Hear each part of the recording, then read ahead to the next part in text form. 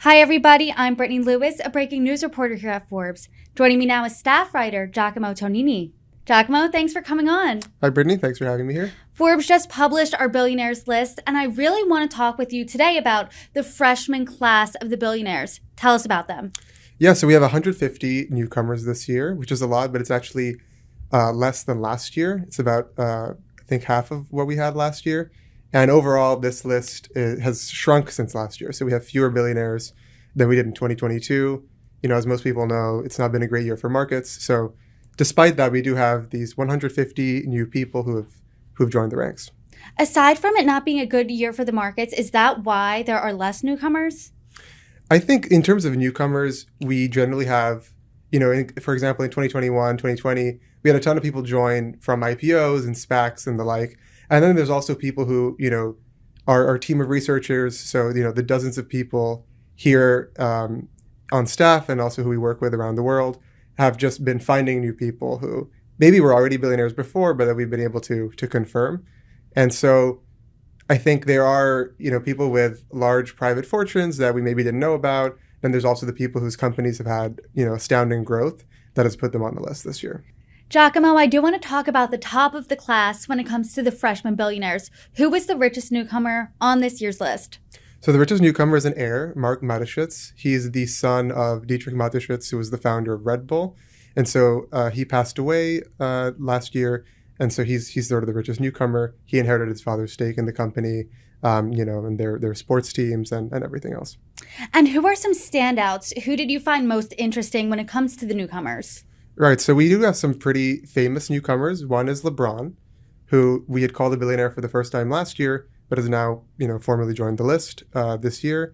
We also have Tom Ford, the fashion designer. He sold his company to Estée Lauder for $2.8 billion last year. So he joins this year as well.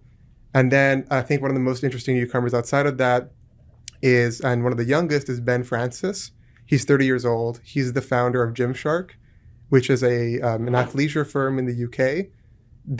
He had sold a stake in the company in 2020 to General Atlantic, a private equity firm. And then since then, the company's just kept growing phenomenally. They opened their first retail store last year in London. Before that, they were just online.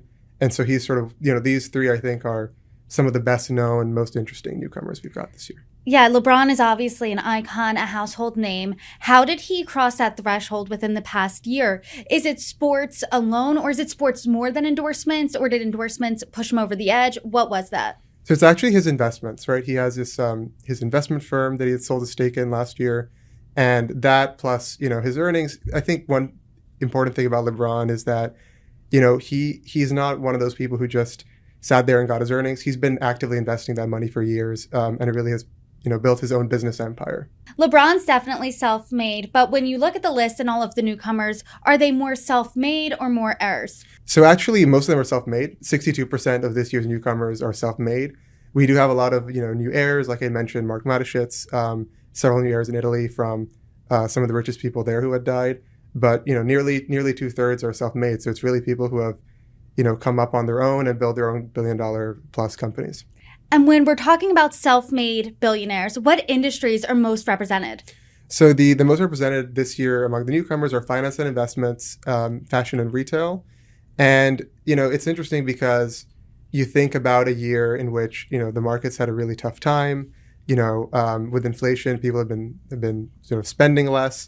And so it's kind of counterintuitive, right? That you'd have investors, finance types, and people who make their money from selling goods to people would actually be newcomers, but that's what we found. They're sort of the categories, industries that have produced the most new billionaires this year.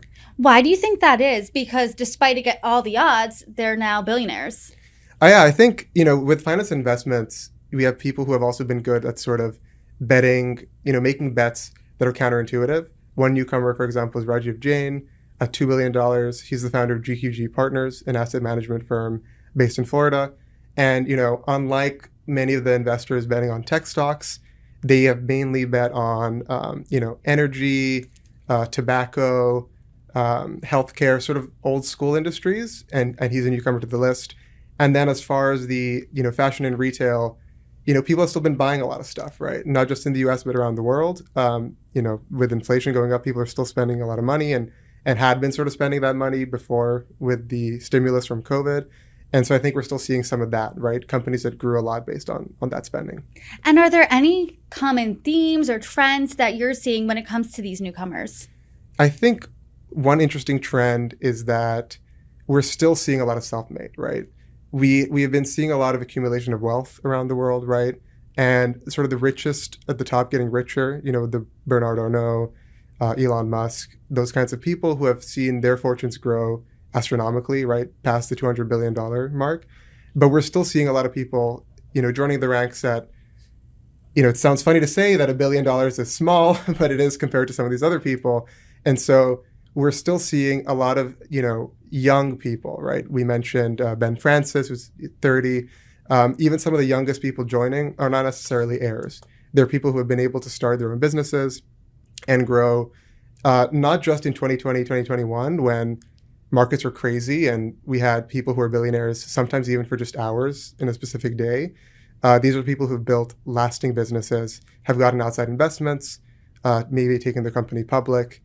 And the fact that we have, this more than 60% self-made at a time of sort of economic, if not gloom, but not great prospects, I think that's really fascinating.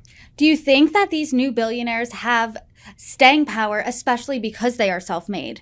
I think they really do. I think if you've been able to build $1 billion fortune, now in early 2023, with the rising interest rates and all the other pressures with the war in Ukraine, I think it's more likely. We had hundreds of people join the list a couple of years ago. Most of them are gone.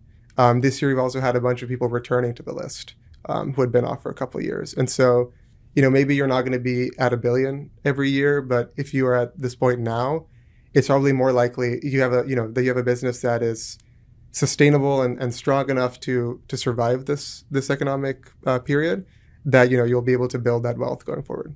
Something that you keep mentioning is that it's a really chaotic time between the war in Ukraine, a turbulent economy, but you did mention that the rich are getting richer. Is that a theme that we're going to see prevail throughout the next year? I think so. I mean, if you look at the top of the list, Bernard Arnault is number one. He overtook Elon Musk late last year, I believe. And, a few years ago, the idea of anyone getting over 200 billion seemed ridiculous. And now we've had Bernard Arnault. Elon was also above that mark before. Jeff Bezos had passed it before. And, it seems that if these people are getting to that level of wealth, even with, as you said, the sort of economic headwinds that we have, we're going to see more of that. I mean, these are massive, massive conglomerates, Amazon and, LVMH in the case of Arnault, that still keep growing despite these trends. And so I think we're going to keep seeing more wealth accumulation, not just in the US where it's sort of the most pronounced, but, in Europe, China, around the world as well. So Giacomo, what surprised you the most about the new class of billionaires? I think, not to sound repetitive, but when I was looking at how many are self-made, I was really surprised. I cover a lot of the Italian billionaires, for example, and we had one of the richest Italians pass away last year.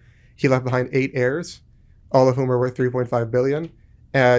There's Dietrich Mateschitz who passed away and passed on his fortune.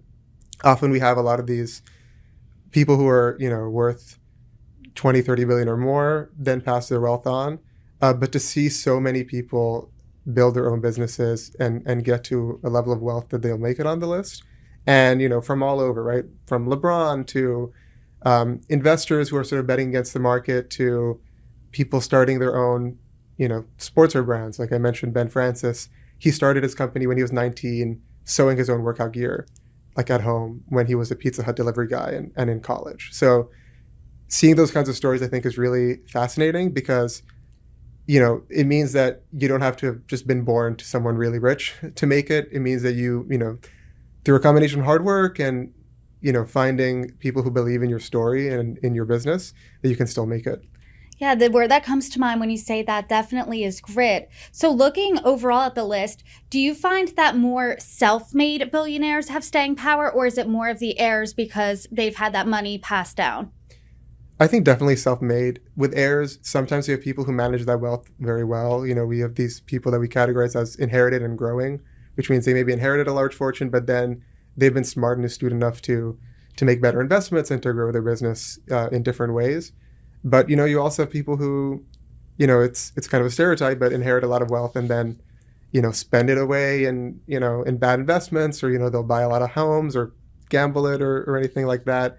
And so I think people who are self-made and are able to build that business in the first place, but then keep it going, they definitely have more staying power. And even the people who are at the top of the overall list that I mentioned before, they're all self-made people, right? And do you think looking forward into the next year, despite it being a really gloomy, perhaps uncertain economic time, we're going to see more self-made billionaires make the list next? I think it's difficult to say. Hopefully, yes. But again, I think if you're able to get to that level in this period, in this economy, probably yes. It's harder also now to take your company public just based on hype, like it was a couple of years ago. So if you're able to take a company public now, you probably have a really convincing case. Obviously you never know, and also to raise investment from private investors.